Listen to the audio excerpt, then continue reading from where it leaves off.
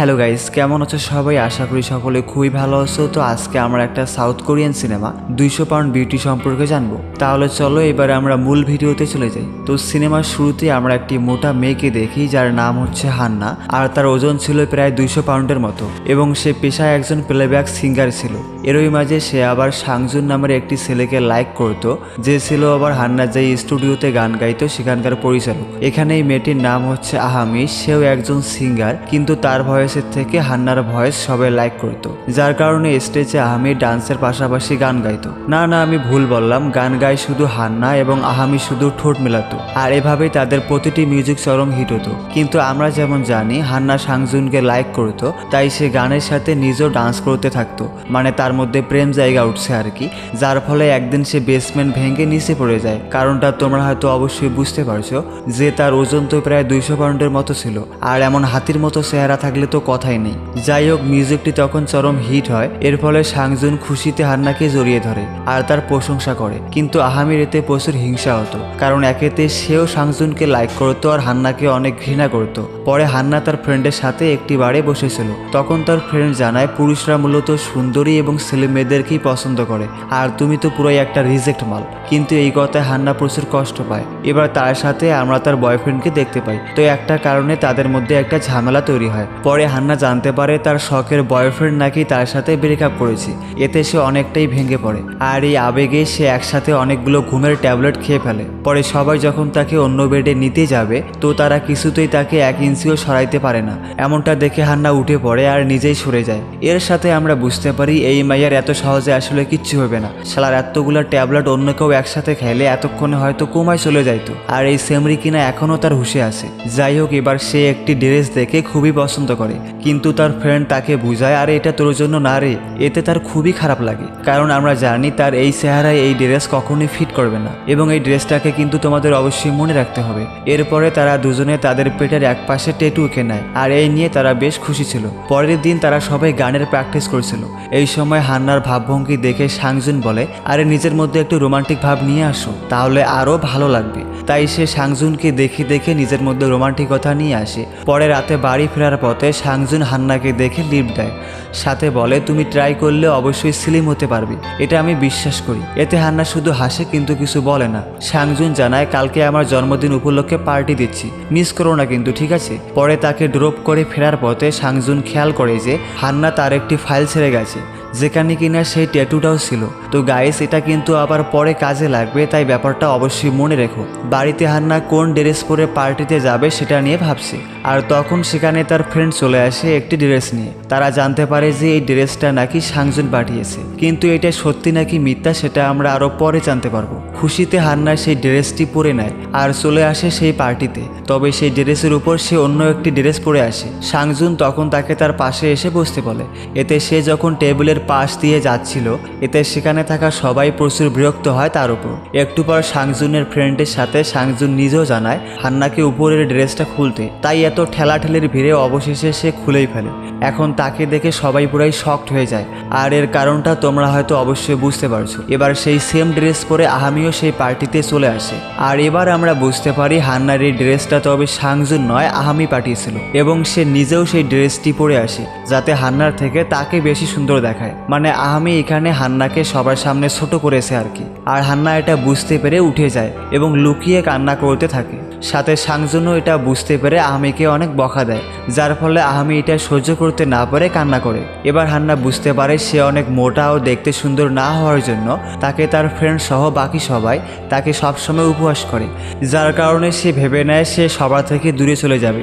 এই দুঃখে সে একজন ডক্টরের কাছে আসে এবং সার্জারি করে তার চেহারা পাল্টানোর কথা বলে, যাতে করে সে একটা নতুন জীবন পায়। কিন্তু তার কাছে যেহেতু টাকা ছিল না, সেই জন্য সেই ডক্টর তাকে বের করে দিতে চায়। কিন্তু হান্না ওই সময় তাকে তার বলা একটা রেকর্ড শোনায়, যার ফলে সেই ডক্টর ভয় পেয়ে তার সার্জারি করতে রাজি হয়। পরে বাসা ফিরে সে তার কুকুরটিকে তাড়িয়ে দেয় এবং অনেক কান্না করতে থাকে। এবার শুরু হয় তার সার্জারি অপারেশন। তো হান্না যেহেতু এখন সবার থেকে দূরে রয়েছে, যার কারণে এদিকে এদের ব্যবসার অবস্থা পুরোই খারাপ হতে থাকে, কারণ তাদের সেরা সিঙ্গার যে ছিল সেই তো এখন তাদের কাছে নেই। সেজন্য সাংজুন হান্নার বাড়িতে চলে আসে, তবে তারা দেখা পায় না। এবার প্রায় 1 বছর পর হান্নার মুখের ব্যান্ডেজ খোলা হয়, কিন্তু ওই সময় ডক্টর দেখে যে তার নাক ঠিকভাবে সার্জারি করা হয়নি, মানে সেটা নিখুঁতভাবে করা হয়নি আর কি। তাই আবার তার নাকের সার্জারি করা হয়। এদিকে সাংজুন ও আমি হান্নার বাবার কাছে আসে তার খোঁজে, কিন্তু তার দেখা পায় না। এখন বেশ কিছুদিন পর হান্নার ব্যান্ডেজ খোলা হয়, কিন্তু হান্নাকে দেখে তারা সবাই মারাত্মকভাবে চমকে যায়। আর ডক্টরকে দেখে আমরা বুঝতে পারি সে নিজেও হান্নাকে দেখে প্রচুর ক্রাশ খাইছে। হান্না তখন আয়নায় নিজেকে দেখে পুরাই চমকে যায় এবং বুঝতে পারে তাকে দেখতে আগের থেকে অনেক সুন্দর লাগছে। এই খুশিতে সে কাঁদতে শুরু করে, সাথে সেই ডক্টরকে জড়িয়েও ধরে। এবার বাড়ি ফিরে সে তার আগের ড্রেসগুলো দেখে অনেক হাসাহাসি করে, আর এর কারণটা তুমি হয়তো অবশ্যই বুঝতে পারছো। এরপরে বাইরে বের হয় সে এবং সেই ড্রেসটি দেখতে পায় যেটা কিনা তার এক সময় খুবই পছন্দের ছিল। যাই হোক, সে ওই ড্রেসটি পরে মডার্ন স্টাইলে হাঁটতে শুরু করে। এমনটা দেখে পাশে থাকা সবাই হাসতে শুরু করে, বাট হান্না তার নিজের মতো করেই নিজেকে উপভোগ করতেছিল। হান্না এবার লুকিয়ে লুকিয়ে সাংজুনকে দেখতে থাকে, যে কিনা তার কলিগের সাথে কথা বলছিল। তো ওই সময় আবার পাশ দিয়ে যাচ্ছিল এক ডেলিভারি ম্যান। সে যাওয়ার সময় হান্নাকে দেখে আর চোখ ফেরাতেই পারে না।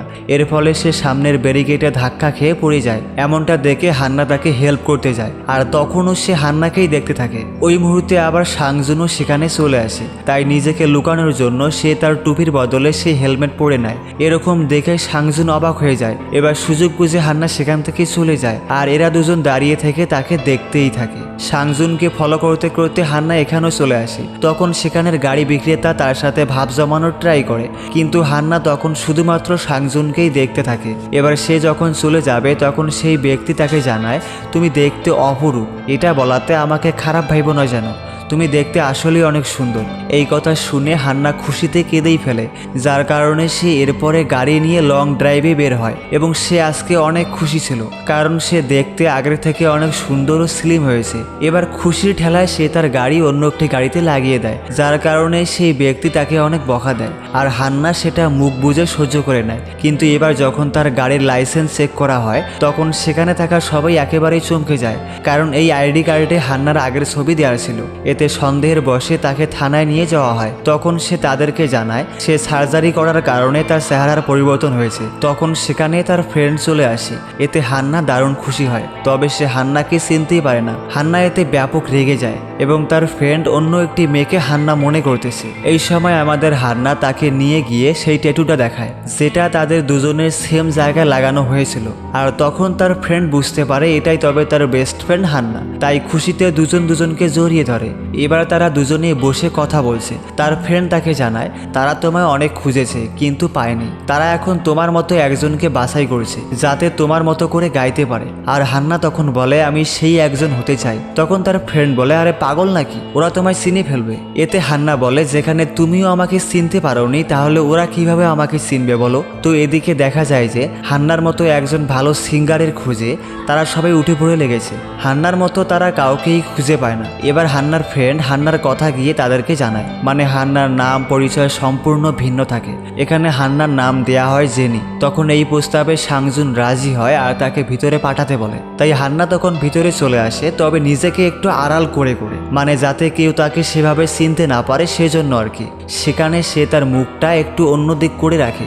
সাংজুন তখন তাকে এদিকে তাকাতে বলে, সাথে চশমাটাও খুলতে বলে। তাই সে কোনো রকমে নিজেকে এদিকে করে নেয় এবং সে গাইতে শুরু করে। তার গান শোনার পর সেখানে থাকা সবাই পুরাই ফিদা হয়ে যায়। এমনকি সাংজুন তার ফ্রেন্ডকে বলে আরে ভাই এই মাইয়া তো দেখি মারাত্মক গায়। তখন তার বন্ধু জানায় একদম ঠিক বলেছিস, সে অন্যদের থেকে 1000 গুণ বেশি ভালো গাইতে পারে, তাকে এবার সিলেক্ট করে নে। তবে এবার হান্না গান গাওয়া শেষ করে টুস করে আবার চশমাটা পরে নেয় আর দেখে সেখানে থাকা সবাই তার গান শুনে একদম চুপ হয়ে বসে আছে এবং সাংজুন তাকে বাইরে অপেক্ষা করতে বলে। আর এখানে সবাই খুব খুশি হয় যে তারা বেস্ট একটা সিঙ্গার পেয়েছে। পরে হান্নার সাথে তারা কথা বলে তাকে তাদের পরবর্তী পরবর্তী সিঙ্গার হিসেবে নিয়ে নেয়। এবার তার ছবি তুলে পত্রিকায় দেওয়া হয়, আর সেই ডক্টরও সেটা দেখে খুশি হয়, কারণ তার কারণেই তো হান্না আজ এত জনপ্রিয় হয়েছে, তাই না? এমনকি টিভিতেও তার অ্যাড চলতে থাকে।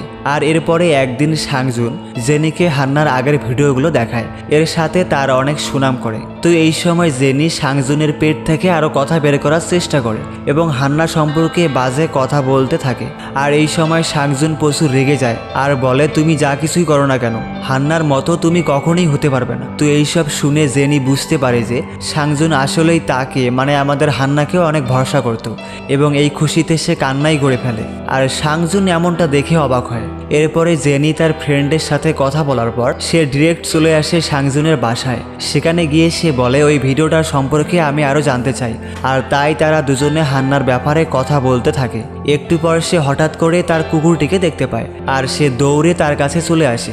জেনি তাকে এড়িয়ে চলার চেষ্টা করে কিন্তু কোনো লাভ হয় না, তবু সে তার কাছে থেকে যায়। এরপরে জেনিকে বাসায় এগিয়ে দিতে সাংজুন তার সাথে চলে আসে। তখন জেনি তার কাছ থেকে জানার চেষ্টা করে সে সার্জারি করা মেয়েদের পছন্দ করে কিনা। এই কথায় সাংজুন জানায় যে সার্জারি করা মেয়েদের সে একদমই পছন্দ করে না। আর সাংজুনের মুখে এই কথা শুনে জেনি কিছুটা হতাশ হয়, কারণ আমরা জানি সে নিজেও সার্জারি করেছে এবং সে সাংজুনকে লাইকও করে। যাই হোক, জেনিকে নামিয়ে দেওয়ার পর সে হেঁটে যাচ্ছিল আর তখন পিছন থেকে সাংজুন চিল্লায়, সাথে দৌড়ে তার দিকে আসতে থাকে। এতে জেনি ভাবে সাংজুন হয়তো তাকে জড়িয়ে ধরবে, কিন্তু এমনটা হয় না। দেখা যায় সাংজুন একটি ছেলের সাথে রাগারাগি করতেছে, আর এটা সেই ছেলে ছিল যে কিনা সেদিন জেনিকে দেখে উষ্টা খাইয়ে পইরা গেছিল, মানে সেই ডেলিভারি ম্যান ছেলেটা। এখানে আমরা জানতে পারি ছেলেটি নাকি তাদের দুজনের ভিডিও করেছে, আর সেজন্যই মূলত সাংজুন অনেক রেগে যায়। সাংজুন জানায়, তুমি কেন এরকম করেছো? সে জানায় যে সে জেনিকে দারুণ পছন্দ করে। এটা শুনে এরা দুজনেই তাক লেগে যায়, আরে পোলাই কয় কি রে। আর এক সময় জেনি রেগে সেখান থেকে চলে যায়। বাসায় ফিরে সে তার আগের সব ছবি আগুনে পুড়িয়ে দেয়, মানে আগের সব স্মৃতি সে মুছে ফেলতে চাইছিল আর কি। সাথে সেই কালিগুলো তার মুখে লেগেছিল। পরে সে একদম নর্মাল জীবনযাপন করতে থাকে এবং সে অনেক খুশি ছিল। আর একদিন সে জানতে পারে তার ফ্রেন্ড হসপিটালে ভর্তি আছে, তাই সে দ্রুত সেখানে চলে আসে। সাংজুন তাকে জানায়, তোমার আজকে প্রথম শো আছে, এটা কোনোভাবেই মিস করা যাবে না। কিন্তু জেনি তার কথা না শুনে তার ফ্রেন্ডের সাথে থাকে এবং জানতে পারে তার বয়ফ্রেন্ড নাকি তাকে ছেড়ে চলে গেছে, সেজন্য সে আত্মহত্যা করার চেষ্টা করেছিল। এই কথা শুনে জেনি সেই ছেলের কাছে যায় এবং কথায় কথায় তাকে মারতে শুরু করে। সাথে সে তার পায়ের হিল খুলেও তাকে আরামসে পিটাইতে থাকে। এদিকে আবার সাংজুন জেনির খোঁজে লিফটের পাশে দাঁড়িয়েছিল। তো যখন সে দেখতে পারে এরকম অবস্থা, তখন সে দ্রুত লিফটের দরজা বন্ধ করে দেয় যাতে অন্য কেউ এসব না দেখে। আর এই সময় এই ছেলেটি বেশি বকবক করাতে সাংজুন তার মুখে একটা মার দেয়। ছেলেটি তখন জানায়, ও বুঝেছি তোমরা দুজনে তাহলে প্ল্যান করে এসেছো আমাকে মারতে। তাই এই সময় সাংজুন একটা বুদ্ধি করে। সে করে কি, সে জেনির ড্রেস একটু ছিঁড়ে ফেলে, সাথে চুলগুলো এলোমেলো করে দেয়। এরপরে লিফটের দরজা খুললে সবার সামনে সাংজুন বলতে শুরু করে, আমি তোমাকে কতবার বলেছিলাম এরকম ছোট ড্রেস পরে বের না হতে, এইসব ড্রেস ধর্ষককে আকর্ষণ করে। আর এই বলে সে তাকে নিয়ে চলে যায় এবং বাকি সবাই ওই ছেলের দিকে হা করে তাকায় থাকে। এবার সাংজুন জেনিকে নিয়ে আসে সেই শোতে এবং সময় খুব কম ছিল তখন, তাই সে যেই ড্রেস পরেছিল সেটা পরিয়ে তাকে পাঠানো হয়, কারণ সময় তো মেনটেন করতে হবে, তাই না? আর যাওয়ার সময় জেনি সাংজুনকে জড়িয়ে ধরে, এতে করে বাকি সবাই বেশ অবাক হয়। এবার সে চলে আসে সেই শোতে, সেখানে তাকে দেখে এবং তার ভাবভঙ্গি দেখে সবাই ইতস্তবোধ করতে শুরু করে। সাথে সাংজুনও কেমন যেন করতেছিল। তাই এরকমটা দেখে জেনি জেদের বসে সে তার ক্রিয়েটিভিটি সবাইকে দেখিয়ে দেয়। আর তার গান শুনে সেখানে থাকা সবাই একেবারে উৎসাহে মেতে ওঠে। সাথে সাংজুন তো পুরাই ফিদা হয়ে যায় তার প্রতি। তখন বাকি সবাই জেনির গানের প্রশংসা করতে থাকে। এর সাথে সে খুব দ্রুত জনপ্রিয়তা পেয়ে যায় সকলের কাছে এবং সাংজুনদের ব্যবসায় এখন প্রায় আকাশচুম্বী অবস্থা হয়ে যায়, যার কারণে তারাও বেশ খুশি। তো সেদিন রাতে সাংজুন ও জেনি বসে কথা বলছিল, তখন হঠাৎ করেই সাংজুন জেনির কাছে চলে আসে এবং দুজনকে কিস করতে থাকে। এর সাথে সাংজুন যখন জেনির শরীরের বিভিন্ন জায়গায় হাত দেওয়ার চেষ্টা করতেছিল, তখন জেনি এতে বাধা দেয়, কারণ সেই ডক্টর বলেছিল যে তার শরীরের কিছু জায়গায় ফর্মের মতো কিছু রয়েছে, তাই যদি কেউ এগুলো টাচ করে তবে সে এর আসল কাহিনী বুঝতে পারবে। আর সেজন্য মূলত জেনি সাংজুনকে বারংবার বাধা দিচ্ছিল। তো এরপরে রাত গভীর হওয়ায় জেনি ঘুমিয়ে পড়ে আর সাংজুন তার গায়ে কম্বল দিয়ে দেয় এবং যখন সে বসেছিল তখন তার চোখ পড়ে একটা ট্যাটুর দিকে, যেটা কিনা জেনি অনেকক্ষণ আগে এঁকেছিল। তো এটা দেখার পর সে বেশ অবাক হয় এবং দ্রুত সেই ফাইলগুলো বের করে, যে ফাইলগুলো কিনা হান্না সেদিন ভুলে তার গাড়িতে রেখে গিয়েছিল। আর তখন সে এই ট্যাটুর মিল থেকে বুঝতে পারে যে এই জেনি তবে আর কেউ নয়, এটা হান্নাই হবে। আর তখন সে জেনির সাথে কাটানো বেশ কিছু মুহূর্ত মনে করতে থাকে এবং সে এবার শিওর হয় যে এটাই আসলে হান্না, যে কিনা সার্জারি করে তার চেহারা পরিবর্তন করেছে আর সেজন্য সে তার শরীরে তাকে হাত দিতে দেয়নি। তাই এই ব্যাপারটা নিয়ে সে বেশ চমকে যায়। এরপরে রাতে একটি ঘটনার পর সাংজুন ও জেনি কথা বলছে, তখন আমরা দেখি সাংজুন জেনিকে এড়িয়ে চলছে। তাই জেনির এতে খুবই খারাপ লাগে। কিন্তু এই সময় সাংজুন যখন বলে আমি জেনে গেছি যে তুমি জেনি নও, তুমি হান্না, আর তুমি তোমার চেহারা প্লাস্টিক সার্জারি করে এখন জেনিতে রূপান্তরিত হয়েছো।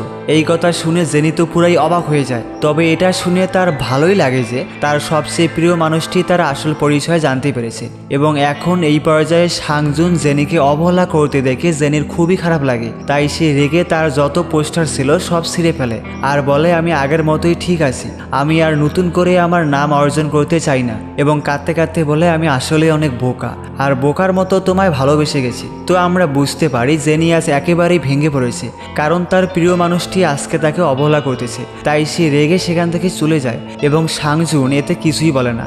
জেনি এবার সেই ডক্টরের কাছে চলে আসে এবং তাকে তার বর্তমান অবস্থা সম্পর্কে জানায়। তখন তিনি তাকে শুধু সান্ত্বনা দেন। এক সময় ডক্টর বলে আমার টাকাগুলো কবে দিবে তুমি? তখন এর প্রতি উত্তরে জেনি বলে টিকিট অনেক ব্যয়বহুল, তাই প্লিজ চলে আসবেন। এই বলে সে চলে যায়। সেই ডক্টর তখন মনে মনে বলে আমার টাকা চাই, টিকিট নয়। এদিকে আবার সাংজুন তার ফ্রেন্ডের কাছে আসলে সে বুঝতে পারে তার ফ্রেন্ড জেনির আসল পরিচয় সম্পর্কে জেনে গেছে। তাই এরপর তারা সবাই মিলে বসে এই নিয়ে কথা বলে। তখন সেই কোম্পানির ওনার অনেক রেগে যায় এবং বলে জেনি শুধু একজন লিপ সিঙ্গার, তাকে দিয়ে এই এত বড় কনসার্ট করালে লোকজন খারাপ বলবে আর আমাদের কোম্পানির অনেক বদনাম তৈরি হবে। তাই আমার মতে ও এই কনসার্টটি সামলাতে পারবে না। এই সময় জেনি জানায় আমি এটা সামলে নিতে পারবো। আর তখনই সেই কোম্পানির ওনার রেগে তার মুখে পানি ছুড়ে দেয় এবং সাংজুনকে বলে ওর কিছু নগ্ন ছবি তুলে সরিয়ে দাও, যেভাবেই হোক তাকে খারাপ বলে উপস্থাপন করতে হবে এবং তুমি এই কনসার্টটি বাতিল করবে, কারণ তুমি এই চুক্তিতে সাইন করেছো আর আমি যা বলবো তোমার সেটাই করতে হবে। এইসব শুনে সাংজুন বলে আপনি বুড়ো হয়েছেন, সাথে আপনার চিন্তাধারাও পাল্টে গেছে। এই কথা শুনে যখন তার মুখেও পানি দিতে যাবে তখন সাংজুন সেটা করতে দেয় না এবং সেই গ্লাসটি ভেঙে ফেলে, যার কারণে তার হাত থেকে রক্ত বের হয়। আর সেই চুক্তির কাগজ দিয়ে তার হাত মুছে বলে আমি এই কনসার্টটি করব এবং কনসার্টটি অনেক হিট হবে। আর এই বলে সে জেনিকে নিয়ে বাইরে চলে আসে। সাংজুন তাকে জানায় তুমি এই কনসার্টটি নিজের মতো করে করো, কাউকেই আমি এখানে বাধা হয়ে দাঁড়াতে দিব না। এই কথা শুনে জেনি একটু আশ্বাস পায়। তো এদিকে সেই কনসার্টে সবাই জেনির জন্য অপেক্ষা করতেছে এবং আমরা দেখি সেই কোম্পানির ওনারও সেখানে এসেছে। অন্যদিকে জেনি আবার চুপ করে বসে আছে, কারণ সে কোনোভাবেই চাচ্ছে না এই শো করতে। আর তখনই সে শুনতে পায় সবাই জেনি জেনি করতেছে, কিন্তু তবুও সে যেতে চায় না। তখন সাংজুন তাকে বুঝায় দেখো এই কনসার্টটি আমার বা অন্য কারো নয়, এই কনসার্টটি তোমার, এটাই সুযোগ তোমার কাছে, তাই যাও আর তোমার খেল দেখিয়ে দাও। এবার এদিকে এই কনসার্টের লাইট বন্ধ হয় আর জেনিও সেখানে চলে আসে। সবাই তখন উচ্ছ্বাসে মেতে ওঠে। চারদিকে তখন সকলের মুখে শুধু জেনির নামটাই ছিল। এদিকে সাংজুন কিন্তু আবার সব দিকটা খুব ভালোভাবে মনিটরিং করতেছিল, যাতে কোনো রকম গরমিল না হয়। তখন আচমকা সেখানে জেনির বাবা চলে আসে আর এমনি মজা করতে থাকে। এমনটা দেখে যখন তাকে সরিয়ে নেওয়া হবে তখন জেনি তাদের থামিয়ে দেয় আর সবাই অবাক হয় যে জেনি গান বলা বাদ দিয়ে চুপ করে আছে কেন। এবার জেনি সবাইকে বলে আমি এটা করতে পারবো না, সত্যিই পারবো না, সরি, আমি জেনি না, আমি হান্না। আমি কুৎসিত এবং একটি মোটা মেয়ে ছিলাম, তাই আমি পিছনে লুকিয়ে অন্য কারো জন্য গাইতাম। তারপর আমি প্লাস্টিক সার্জারি করাই, মাথা থেকে পায়ের আঙ্গুল পর্যন্ত সব কিছুই। এখন আমি অনেক সুন্দর, আমি গাইতে পারছি, আমি প্রেমেও পড়েছি। জেনি হয়ে আমি অনেক খুশি হয়েছি। তবে আমি সরি, কনসার্টটি নষ্ট করে দিলাম। আমি আমার বন্ধুকে ত্যাগ করেছি, আমার বাবাকে ত্যাগ করেছি, এমনকি নিজেকেও। জানি না আমি এখন কে, মনে করতে পারছি না কেমন দেখতেছিলাম, মনে পড়ছে না। তোমাকে অনেক মিস করছি হান্না। আর তখন সাংজুন জেনির আগের ভিডিও প্লে করে দেয়। তখন তাকে দেখে সবাই অবাক হয়ে যায়। জেনি তখন বলে এটাই আমি, হান্না, ঠিক আছে। আর এত কিছু সবাই যখন বুঝতে পারে তখন সবাই আবেগে জড়িয়ে পড়ে, সাথে তার বাবা ও বেস্ট ফ্রেন্ডেও। জেনি বলে কিন্তু আপনারা যদি শুনতে চান তাহলে সেই মোটা কুৎসিত মেয়েটা গান গাইবে। প্লিজ সবাই একবার আমার গান শুনুন। তখন সে হালকা গান গাইতে শুরু করে, আর একটু পর সে বুঝতে পারে পিছনে তার বেস্ট ফ্রেন্ডও গাইছে। এতে সে আরো অনেক বেশি খুশি হয় এবং নিচে নেমে সে তার বাবাকে জড়িয়ে ধরে কান্না করে। তো এসব কিছু হওয়াতে সাংজুনের ফ্রেন্ড কান্না করে ফেলে। আর এই কনসার্টটি তার কাছে এতটাই ভালো লেগেছে যে সে গিয়ে সাংজুনকে জানায়, সাংজুন এটা খুব ভালো লেগেছে। আর এই বলেই সে সেখানের চারদিকে আলোকিত করে দেয় এবং সবাই অনেক খুশি হয়। সাথে এই কনসার্টটি চরম হিট হয়। এর ফলে জেনি অনেক ভক্ত পেয়ে যায়। তবে তার নাম জেনি না হয়ে এখন হান্না নামে পরিচিতি পায় সে। পরে সবাই তাকে নিয়ে টুকটাক মজা করতে থাকে।